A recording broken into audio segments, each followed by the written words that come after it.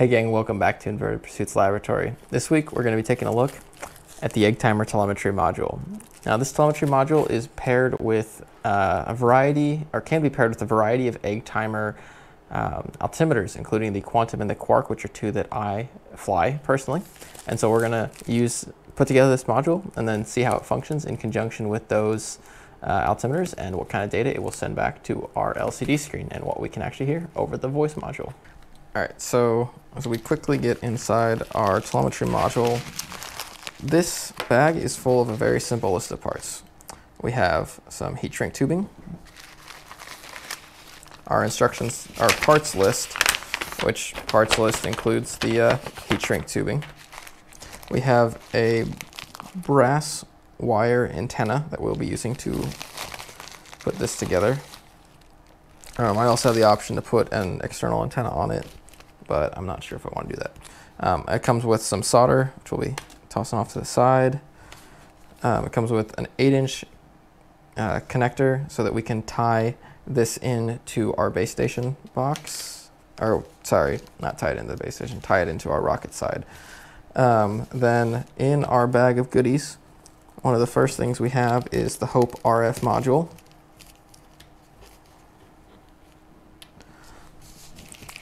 And then on the opposing side, as I cut this open, we've got our base circuit board, and it's a handful of parts. So we've got the base circuit board here. As you can see, there is not much to this. There's a resistor, capacitor, some pins, looks like a small diode, the spot where the Hope RF mounts, and that's it. So then we've got, a rectifier diode right here. We have our resistor, the 331s. We have a 3-pin header, and that's it. That's all the parts for this build. So I'm gonna go ahead and get the Hope RF module done real quick, since we can see that being done in other videos. So you can go take a look at several other videos on how the Hope RF module gets soldered on there. But basic thing is that this will get basically aligned, and then use tape to hold it down, and then solder each one of these pads with just a little bit of solder. Wait 30 seconds between each soldering joint so you do not overheat the board. That is the quickest way to make your unit not work. All right, so that Hope RF module is now mounted on there, as you can see. The next thing we're gonna do is mount our resistor on the 331 pad. We've got exactly one resistor that needs to go on the 331 pad. I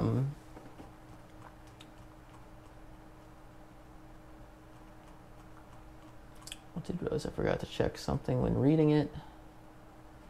All right. So the way we're gonna look at this is the 331 pad is gonna be bottom, and I like the text to read left to right on my resistor, as I will solder it on. So then we'll go ahead and take our 331 resistor out.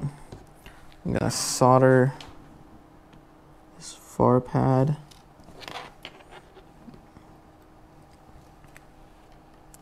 Put a slight angle on this real quick.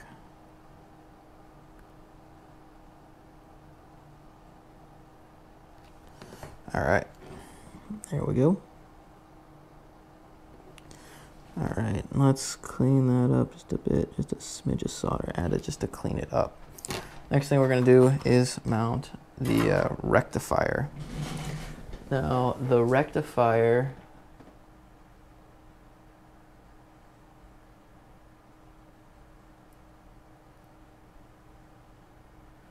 is actually polarized. So that's a big thing to remember, is rectifiers are polarized. I was just checking that on the instructions. So, oh boy, that's not what I wanted. Okay, so I'll bring this up to the camera. You can see there's a stripe on the rectifier on the outside edge here. That stripe matches up with the direction this arrow on the board points. So the stripe will go on this side. And so that's actually the side we're gonna start with. So I'm gonna tin this pad real quick. grab a hold of our rectifier. Apparently not so efficiently.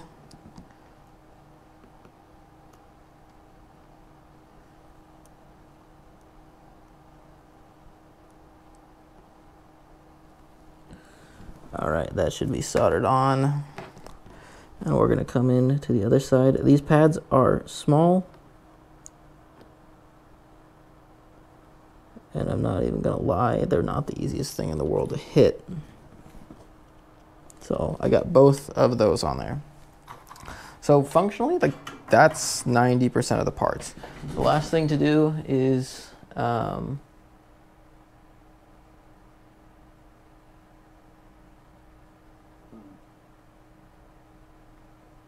mounting cables. So we actually get kind of an option here, and they don't really spell it out, but they give us this 3-pin connector to go right here on the board, and then we could plug this straight in. Their recommendation is to go ahead and clip, strip, and solder the wires straight onto the antenna in white, red, black. So match it up, the cable in that respect, and solder the wire straight on. Since this module will be going in the rocket, I am going to go ahead and do exactly as they recommend. I'm going to clip the connector straight off, get rid of that off to the side because I don't need it, and strip small amounts of wire so that I might solder this on.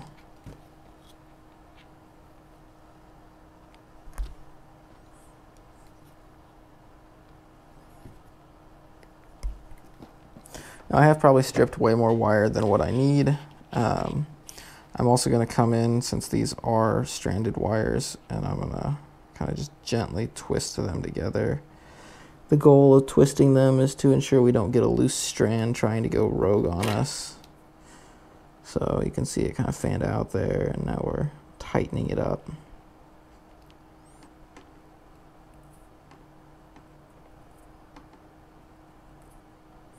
And then we're going to line them up with the corresponding lettering. So white goes to the W, red goes to the R, and black goes to the B. So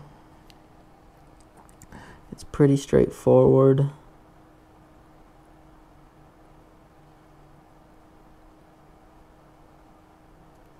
In my opinion, I am going to go ahead and just kind of gently bend it over and tape those on there. And then I've got 3 pins sticking out the back side. All right. And by pins, I mean 3 wires.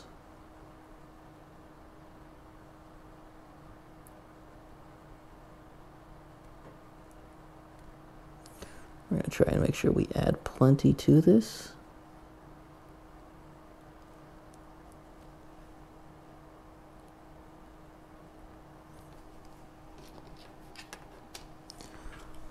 All right, and I've kind of wandered off. Sorry about that, guys. Just make sure I get plenty in there. And we're gonna, whoop, that got a little warm. Gonna want to flip it over. Make sure that that is soldered up nicely. I'm actually gonna go ahead and tape the board back down because it's wanting to wander on me. Gonna go ahead and heat the white wire up. Add a little solder. Heat the red wire up. Add a little solder just to get domes on both sides going. And finally our black wire.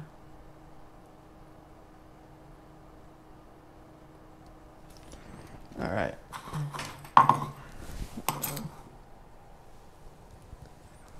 Cleaning off our tip. So that pretty simply gets the board side of things done. So it's not, the board's not completely done. The other thing we actually need to do, since we don't actually really know what it's going to look like from board to board, is that we're going to have to tear apart this connector. Now we've done this on other projects from EggTimer, where they send us these beautiful connectors and we just trash them. And it hurts a little bit, but at the same time, I really like the way EggTimer has set up to use it, so we just pull those out, get rid of our connector we've ruined now, and then we're going to want to cut little pieces of heat shrink that they gave us to the right length in order to cover everything. I am going to cut them at 1/2 inch for my first try, so we'll see what that covers. Does that cover everything up properly? Yes, it does. All right, so we're gonna go 1/2 inch for all of them, just because it thoroughly covers everything and doesn't leave random bits or bobs floating around. So we got those. Now the point is that because all the pins that we need to connect to may not be in a row with each other on our altimeter board, by not making it a pinhead connection, we can just connect these where they need to go for each board we're flying on. And I'll be flying this initially on a Quantum. Then we should take a heat shrink or a heat gun and melt it down. I am using the edge of my soldering iron barrel, not the area I use to solder. The tip, mind you, needs to stay in good condition. I'm just using the area slightly north of it to gently heat it up. If you hold too long, it will burn things, so your goal is just long enough to melt it so it's just kind of coming in and sliding across and moving out. Just like that, we've got that wire connection made. So now the last thing we're gonna have to do is build our antenna. So we have two options. They give us the stick antenna option, or they give us an RPSMA connector, which is right there. I would usually like to put RPSMA on things, but at the moment I'm not flying this board that high, and I can always take off the stick antenna. RPSMA is a lot harder to take off. So we're actually going to build the stick antenna for the sake of this, especially because I have done other videos in the past with RPSMA and how they mount. So the first thing we're doing is bending a 90 in the last 1/8 inch of the wire, and that will go in the hole right here. I accidentally soldered closed. So on this, the center pad here is called the ANT pad or antenna pad, and I accidentally soldered the hole that this is supposed to go into closed, so we're gonna have to kind of mess with that to get it right. We'll want to end up taping everything down to help us out with this process. So I'm gonna gently tape the board down. Usually you would tape the antenna down as well and then solder it, but because I accidentally filled the hole with solder,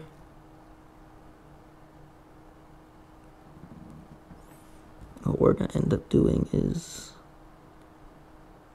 heating it up so we can even get this thing through the hole. And so I got it in the hole initially now, and because of my mistake, I'm gonna have to gently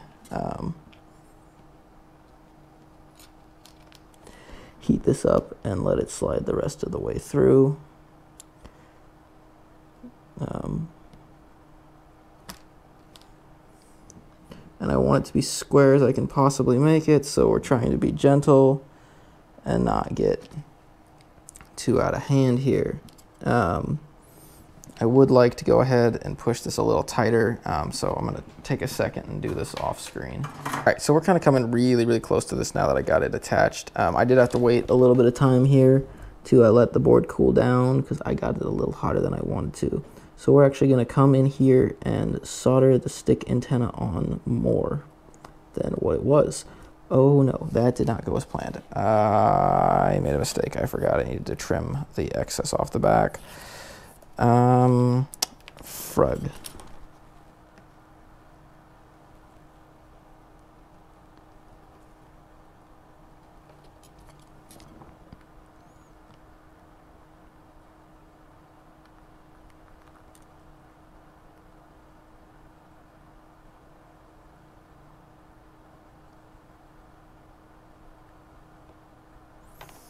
Okay, so little thing I forgot to do, now that I've got it realigned, is there's excess hanging off the back here. And I'm going to take some diagonal cutters and clip it off, because I don't want that causing problems as I work to get this aligned. Another thing I'm going to go ahead and do is kind of cheat, but I keep extra stuff around for a reason. I've got this old IC holder that an old IC came on from, oh goodness, I have no clue which module that came off of. But we're going to use that to keep things better aligned as I try to solder this further on.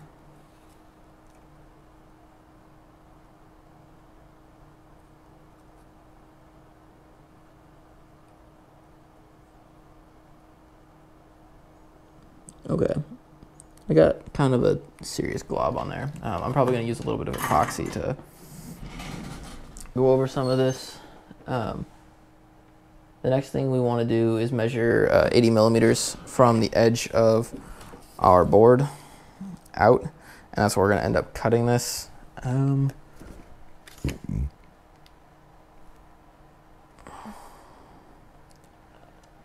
Most of my stuff is in inches, so let me go grab my millimeters based ruler.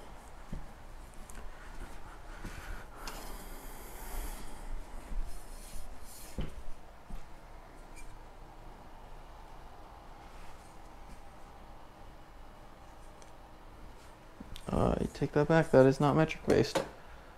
All right, we're gonna do a rough conversion real quick. 8 centimeters, 2 inches. It's 3 1/8. That's a lot easier for me to work in. So it's 3 1/8 of an inch long. For me, let's actually back you guys up a little bit. For me, my board, this thing is 3 inches, so 3 1/8 is actually out here. So I want to come out here and nip it off. So roughly 3 1/8.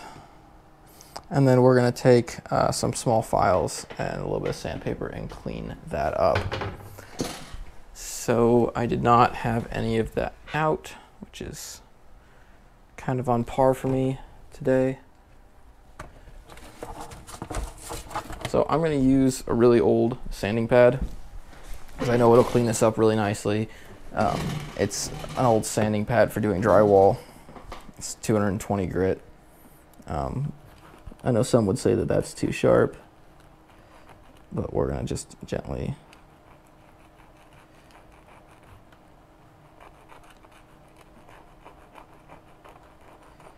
come in here.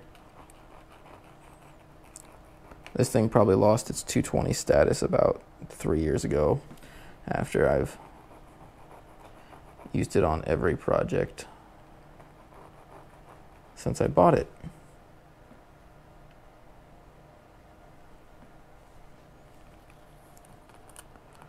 I'll just kind of gently breaking any edges it has.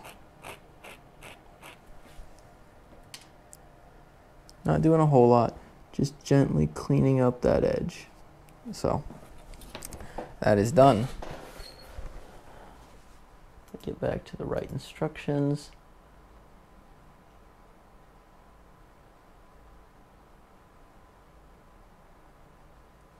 All right, so last thing we're going to do is protect the antenna with heat shrink. So we take our remaining heat shrink, and I'm actually going to start from the square side.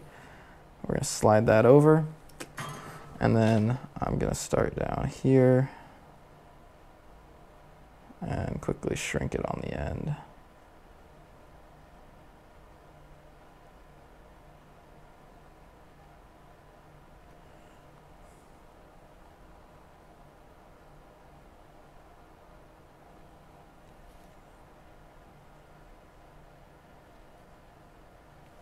So we're just gently running this guy along, not holding anything in one place for too long, because that would risk burning things. So as we get down to the board, we especially want to be careful We don't want to accidentally heat up components that were not meant to be heated up. So we're just gently and carefully running along, and everything is looking to be attached at this point. And then we just have an amount hanging over loose at the end, which we just take our diagonal colors, and I'm actually going to just go a little bit past and nip it off right there, and it gives us a very clean edge to our antenna. So then mounting this inside your rocket gets a little, I guess that's the area where we get a little sketchy, is on how we're mounting it in the rocket. I'm going to end up mounting it inside of an AV bay. So let me back out some further to show you this AV bay. So the AV bay is right here. I'll take the side off it. This is Festus's AV bay. I'm going to be replacing this Stratologger with a Quantum, and then I will be mounting this guy back in here. I'm going to take special considerations about my power cables coming around. I'm probably also going to end up drilling a hole through to let it slide through, or let these connections slide through more easily. As far as connecting it to your altimeter goes, that's where I'm not fully sure how it goes. There's some pretty straightforward instructions on their webpage that say, like, for this particular board, attach things here, here, and here. But I'm going to pop out my Quantum real quick, and we'll take a look at how we hook that up. So, swinging you in close again. That was probably a little motion sick inducing for some of you.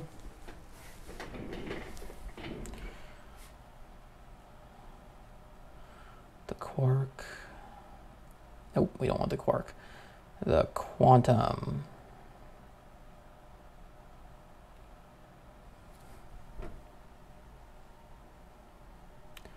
So red goes to the 3v3. That's the single pin, and then the black goes to ground on the 3-pin header, and white goes to the TXD on the 3-pin header. All right, so on this guy here, our 3v3 header is this one. So red goes here on 3v3. Black goes, I believe it said to ground. Yeah, black goes to ground, which is the furthest most pin there, and white goes to TX. Now, based on the labeling here on the side, TX is our rightmost pin. For you guys, I think it's leftmost pin from the angle you're at, and the middle pin is your RX. So we want to connect to TX because that will transmit. RX is receive, so we can transmit data. And just like that, now we have that all connected, and we can power this on. We'll need to unite this with our LCD first before we get it powered on, to get the settings all linked up. So we'll go ahead and prep things, and I'll show you how I link it all up. All right. So we've got most of our chaos laid out here. I'm trying to keep as much of it in view for you guys at the moment as I can. I may have to change what we're mounted to. I try to leave things mounted the way I had them during the early stages of this video, but that just may not work. So we've got the panel with our LCD on it. So this center one here is my audio. The side one is my GPS, which I've already used and tested. On the back here, we can see all of the chaos connections that I've got. So I've got to now program this thing, which, oh boy, that sounds kind of crazy. But I have got to program the monitor to the same frequency. They are initially set up on the same frequency. So they're 915.0. I already changed the frequency this other one transmits on to, honestly, I don't remember, which is not great that I don't remember it. But we're going to plug in our 3.3 volts. This goes into the 4-pin header on the back. So there's a red goes into 3.3, black goes into ground,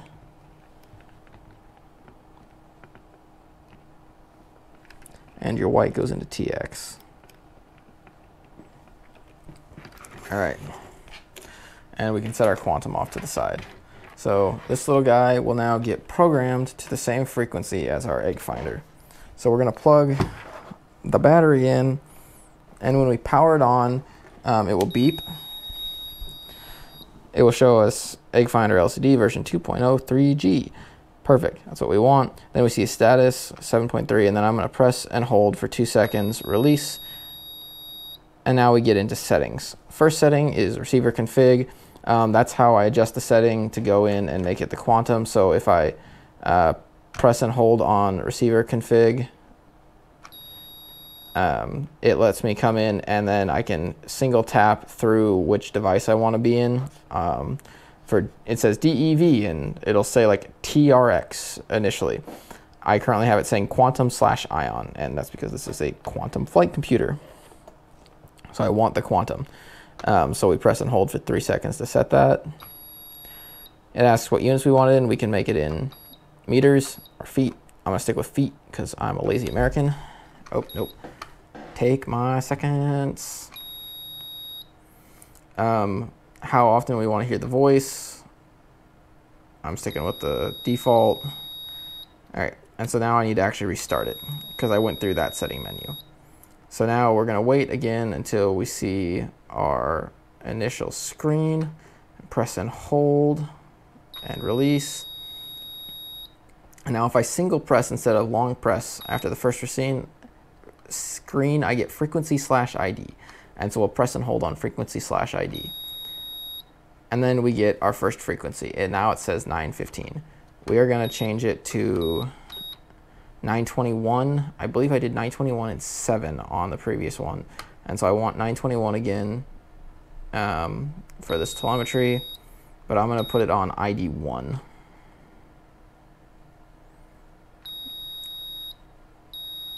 Okay. And now that should be all set up, and I can come back in here and remove all the pins from my board.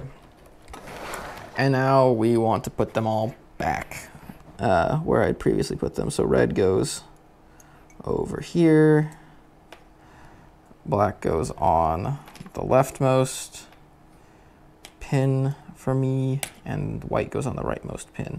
They're also labeled ground and TX. Like all the board has silkscreen on it to say ground, TX, and all that data. So it's easy to line it up. All right, hey gang, so it's been a hot minute since we built the board. You can tell there's a lot that's different about this than what you last saw in our video. So the biggest thing, and probably the most obvious, is that I don't have the wire antenna on here. So I never actually got the wire antenna to work. I'm gonna guess I didn't cut it to the right length. Like that's the most obvious thing I can come up with. So I chose to go ahead and put the RPSMA that I bought extra on there. And then I found this 2 decibel antenna from Ready Made RC. Now I've gotten this 2 decibel antenna to work several times in the field. It's never actually, or on the bench. I've never actually gotten it to work in the field. I found out I had accidentally, in my previous design of electronics bay, had the metal rods that are running left and right over here were actually running like right next to this antenna, and basically just killed the transmission ability of it. I've tested it in this configuration. It does work, even though I don't have it plugged into our quantum right now, but this layout does work at the moment for it. And I really like this 2 decibel antenna that I can take on and off. It just works really well. Aside from having the stick the wrong length, that's the only reason I can come up with that it didn't work. But I did just solder the RPSMA on here. It's just 3 pins on top and then 2 pad pins on the bottom of the board, and we did that perfectly. The other thing I'm 90% certain I forgot to mention during a programming bit that I showed you all is that I had to solder bridge this pad set right here. Like, good Lord, I don't know how well you guys can see this. I do not have my high focal lens on right now, but let's just come back a bit. This pad here, just below our resistor, is the programming pad. This pad has to be shorted in order to program the board, so it will not program unless you short this pad. Typically, on most of the EggTimer products, this is like a pin with or is like 2 header pins with a shorting that you can put across it for programming, and that works great. This one is just 2 pads. You could short it with some piece of wire. I just ended up making a solder bridge, which was not easy, and then just removed the excess solder, and I just have 2 little soldered pads on there, and it works just fine with the 2 soldered pads. They're not bridging anymore, and whenever I need to do it, all I have to do is just heat it up, add a little extra solder, and I can bridge it and reprogram it.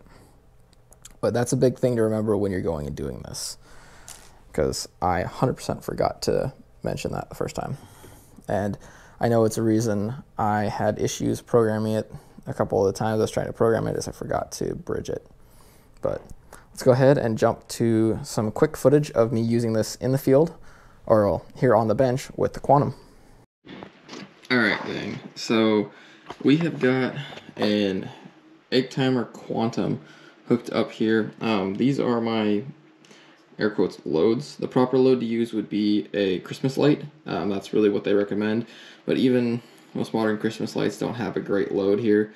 Since I'm only going to be arming it for a brief moment, I'm not going to be arming it in test mode, I'm okay just using a quick jumper. I have my telemetry module also hooked in here on the back. I did try to use this in a flight quite recently, and made the mistake of putting a steel rod next to it, so this didn't actually transmit any data to me. But we're going to go ahead and turn on the Quantum real quick.